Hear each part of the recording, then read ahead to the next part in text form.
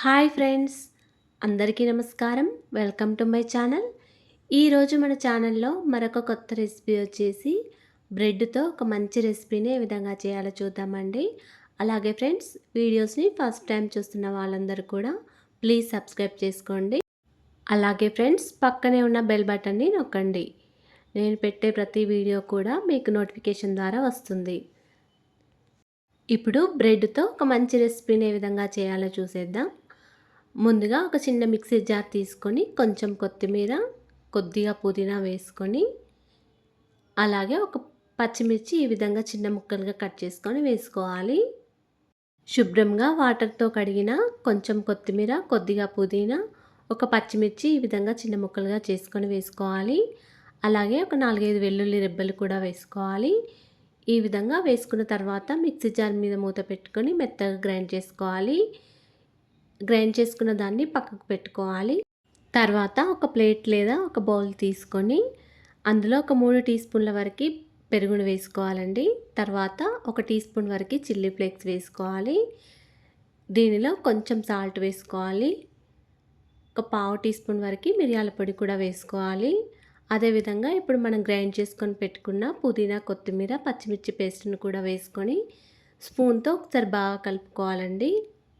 Chilli flakes, మిరియాల పొడి, పచ్చిమిర్చి పేస్ట్ మొత్తం పెరుగులో కలిసే విధంగా ఒకసారి బాగా కలుపుకోవాలి. ఇలా కలుపుకున్న దాన్ని పక్కకు పెట్టుకోవాలి. తర్వాత ఇక్కడ బ్రెడ్ స్లైసెస్ తీసుకోవాలి. ఈ బ్రెడ్ స్లైసెస్ వచ్చేసి బ్రౌన్ బ్రెడ్ తీసుకున్నానండి. మీరు కావాలనుకుంటే చీజ్ బ్రెడ్ అయినా తీసుకోవచ్చు. తర్వాత ఒక స్టవ్ ఆన్ చేసుకొని ఒక ప్యాన్ పెట్టుకొని కొద్దిగా బటర్ వేసుకొని బటర్ని మొత్తం ప్యాన్కి అప్లై చేసుకోవాలి. తర్వాత బ్రెడ్ వేసుకొని బ్రెడ్ని కొంచెం కాల్చుకోవాలండి.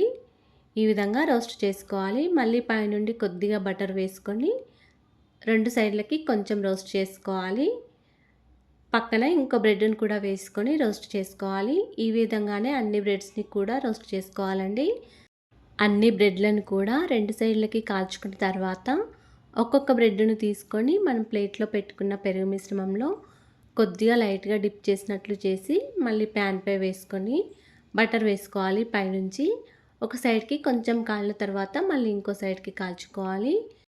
రోస్ట్ చేసుకున్న బ్రెడ్లన్నింటినీ కూడా ఒక్కొక్క దాన్ని పెరుగు మిశ్రమంలో కొద్దిగా డిప్ చేసినట్లు చేసి ప్యాన్పై వేసుకొని కొద్దిగా కాల్చుకోవాలి.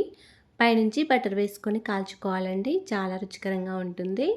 అంతేనండి, అన్ని బ్రెడ్లను కూడా ఈ విధంగానే కాల్చుకోవాలి.